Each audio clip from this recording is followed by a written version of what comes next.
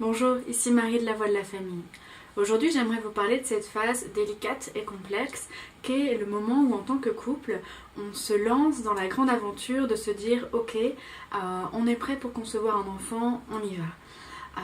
Voilà. Il y a le moment où on le décide et il y a le moment où ça arrive. Et ça, des fois, les deux ne sont pas tout à fait ajustés.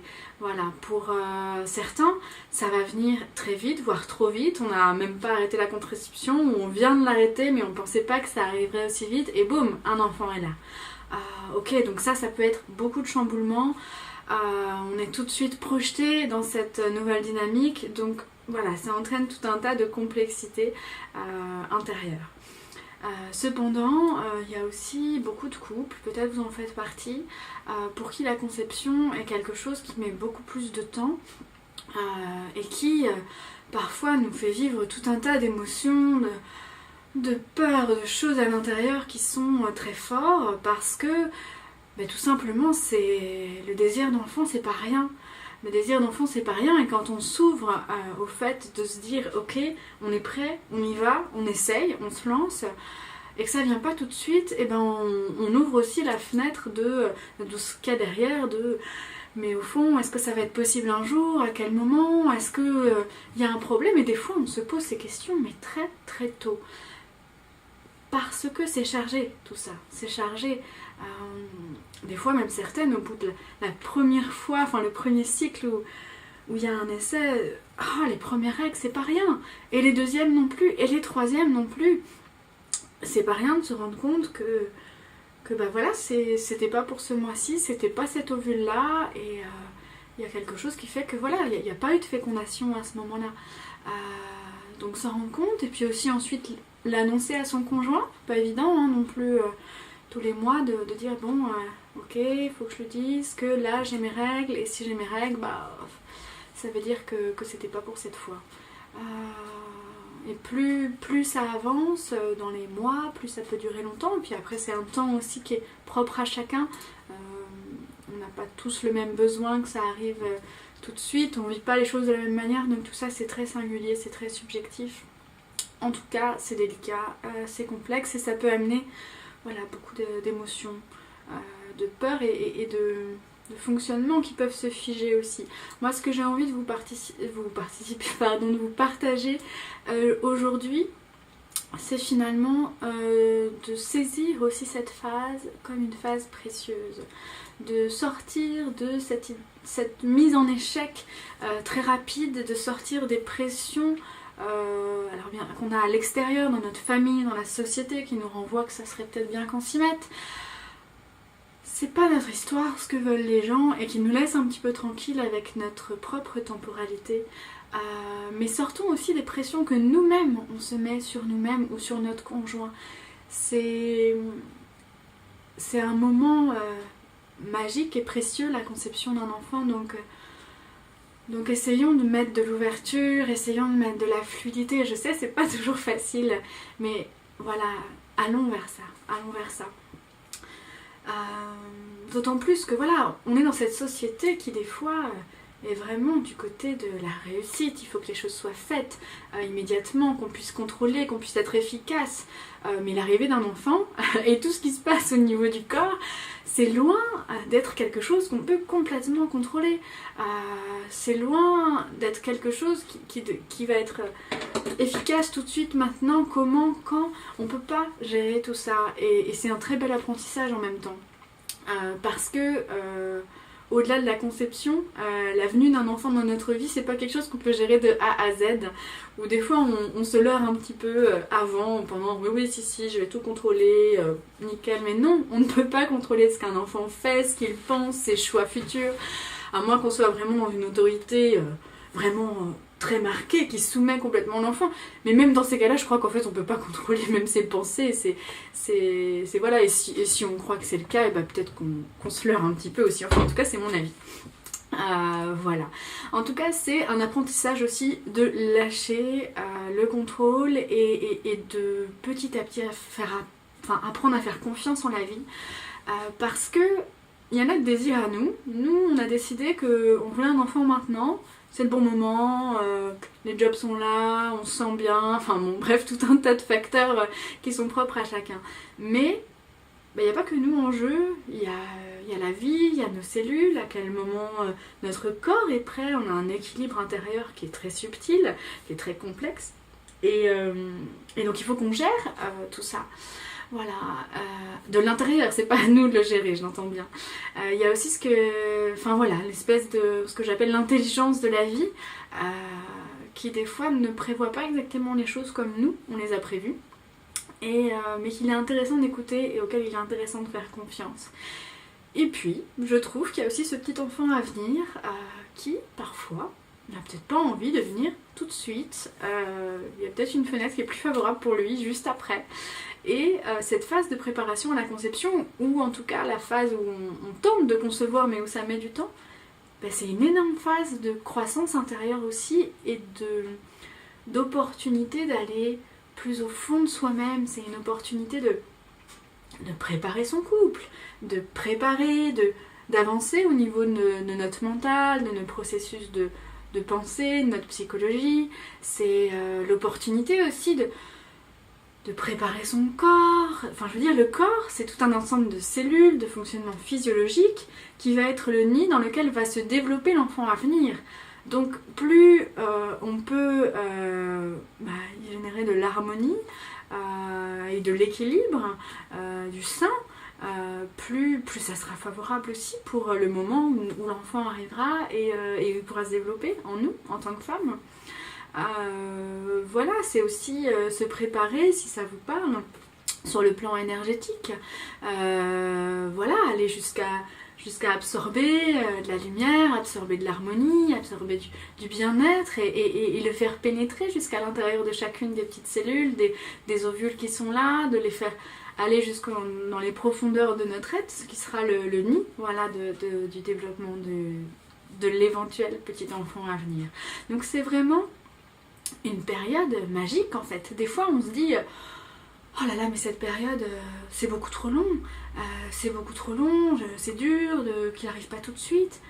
Ok, c'est vrai, c'est pas facile, ça nous fait remonter des émotions et qu'on peut pas toujours contrôler, et voilà, on est tous comme on est.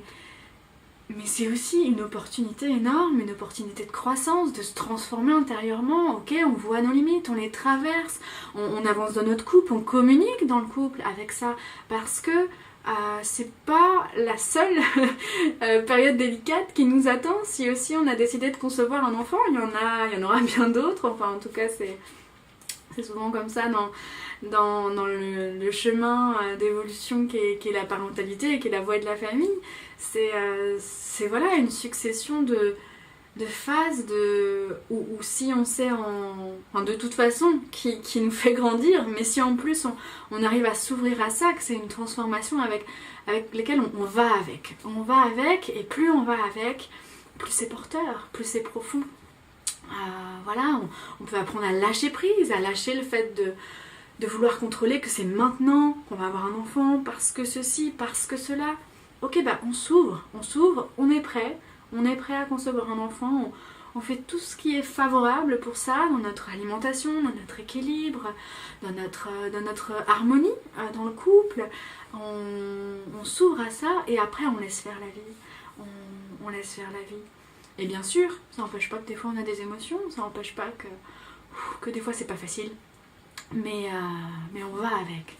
On va avec, et ça c'est un grand cadeau qu'on peut se faire à soi-même. C'est peut-être même un grand cadeau que nous fait ce petit enfant à venir, qui ça se trouve tarde à venir, mais qui en même temps, de je ne sais pas où, laisse l'opportunité à ses parents de continuer à grandir et aller au cœur d'eux-mêmes et de nous-mêmes et d'avancer. Donc c'est peut-être un super cadeau que cet enfant y mette 6 mois, 1 an à arriver, parce que tout ce qui se passe pendant ce temps-là, c'est énorme. Personnellement, nous, il y a eu toute une phase d'attente avant que cette phase-là de conception arrive, et puis ensuite un petit peu de temps après, mais waouh, quel chemin on a parcouru entre le moment où on s'est dit oh là là, on aimerait bien, et le moment où notre enfant est arrivé. C'est énorme. on n'aurait pas été les mêmes parents, sûrement. Et personnellement, je suis ravie du moment où ça s'est fait, et de tout ce qui s'est joué en moi, dans nous, pendant cette période-là.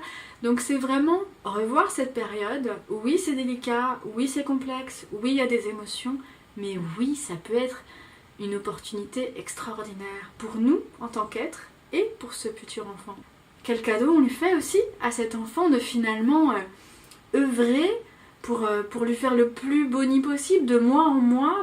Ok, il vient pas tout de suite, ok, à chaque nouvelle règle qui arrive, une fois que on a passé aussi le moment où on se dit oh, voilà, c'est pas facile de les voir arriver hein, quand on essaye de concevoir un enfant. Et en même temps, si on essayait de les voir différemment, ces règles, au-delà d'être le désagrément mensuel ou la mauvaise nouvelle quand on est dans ce processus-là, c'est aussi pleinement un moment de purification immense chez la femme. C'est une chance finalement aussi d'avoir ces règles, dans le sens où il y a tout notre espace intérieur qui se purifie, une purification au niveau de nos organes génitaux, notre utérus, qui refait complètement ses parois. Enfin, je veux dire, ça va être éventuellement, si notre enfant arrive juste après, tout ce qui se passe de purification, de processus à ce moment-là, c'est l'opportunité de venir détoxifier, de venir... même tout l'équilibre acido-basique au niveau du corps peut se rééquilibrer par ces règles qui arrivent. Donc, si au moment où ces règles elles arrivent, on essaye de prendre un petit peu de recul et de se dire ok, c'est pas que une mauvaise nouvelle, c'est pas que un désagrément, je vais avec, c'est là de toute façon en fait, j'ai envie de dire c'est là, donc autant l'accepter et se dire ok, bon c'est que c'était pas le moment de toute façon avant, c'était pas la bonne période pour moi, pour mon conjoint, pour l'enfant à venir, pour la vie, je ne sais pas, où il y avait un truc, on ne sait pas.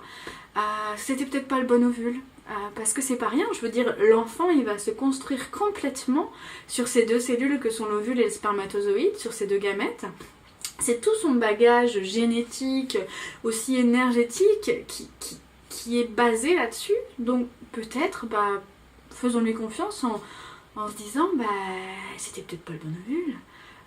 Ça veut dire c'est pas rien, c'est ce que va être aussi notre enfant, peut-être ses traits de visage, ses traits aussi de santé, enfin bref, tout un matériel génétique qui est là.